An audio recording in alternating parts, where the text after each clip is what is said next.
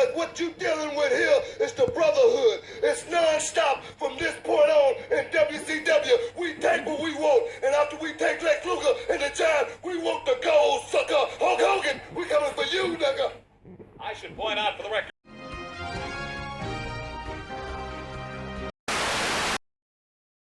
Hey everyone, I wanted to do a video today on how, well, first of all I want to give you an update on my comic book. Currently I'm finishing the third volume of I should say third issue of a comic book series I'm working on called Chad Chihuahua. And this is the first and this is the second issue.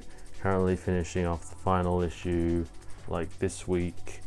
I've got basically all the pencils done, and while I was doing that I was thinking about over the journey of making this whole story about what I was doing and what I wouldn't recommend others would do if they were going to like do their first comic, and I want to share a bit of those things with you today.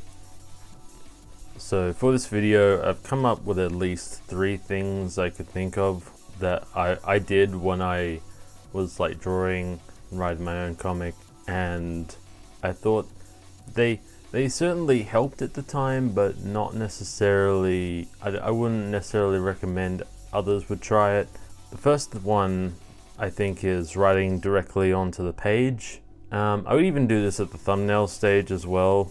I would just leave enough space for the dialogue to be placed in, but I didn't know the dialogue at the time, although I do know like my characters when I'm like writing.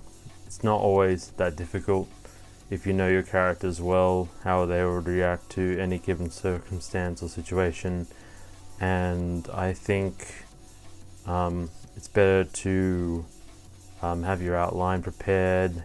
I think a better way to go about it is to have an outline for a scene and do thumbnails, figure out like where the speech bubbles go in a particular scene, sort of like the Marvel method in a way, but of just like figuring out the page layout. But I wouldn't do that like if there were more characters and with more like nuanced dialogue and I guess thought balloons as well. It's a matter of understanding like what to reveal to the audience as you progress in the story. And I think it's just better to plan ahead overall. Number 2 is not having consistent art style, but in this case, like the first 14 pages of my series Chad Chihuahua I did in traditional like pen and ink. I actually used like a calligraphy pen for it. It was pretty fun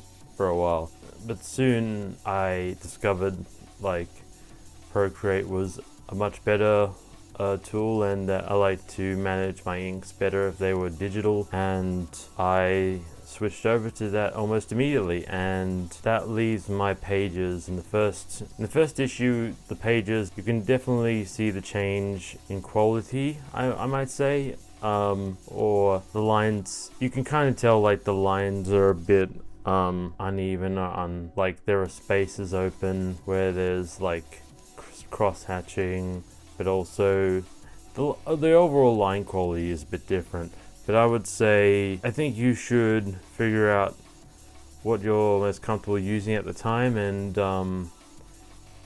there's also the idea that you're improving your art as you're going along. So you can do that with that in mind. You can do your comic in a number of ways, but if you notice a certain drop in quality with different styles when you switch between the two, I think it's something to keep note for any future projects you might do, just to keep a consistent style within your story so that it all feels cohesive and not out of place. Because I definitely feel there's once I did start to think more traditionally, I felt a lot more freedom, and you can definitely tell on the later pages in the series I'm doing. But so I'd say the final tip I'd give is and it's a bit to do with the first one as well, like learn to edit. Even a few pages in, I noticed in the first issue there was a few spelling mistakes that I didn't pick up on. I wish I did. So it's always, it's common sense, like, to get like some feedback for your work, and especially with things like grammar and like punctuation, you gotta like sometimes it's better just to read it out loud to see if it makes sense. But if you can get someone to help you, like, use what you can, and you should be all hunky-dory, as they say in the classics. But yeah. So that's all the advice I have to give for now. I've just finished, for the time being, I've only finished all the penciling. I'll be inking these coming 24 pages.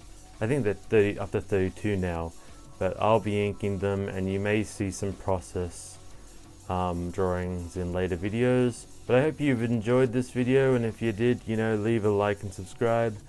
And once again, I'll see you guys next time. Cheers, and have a good day.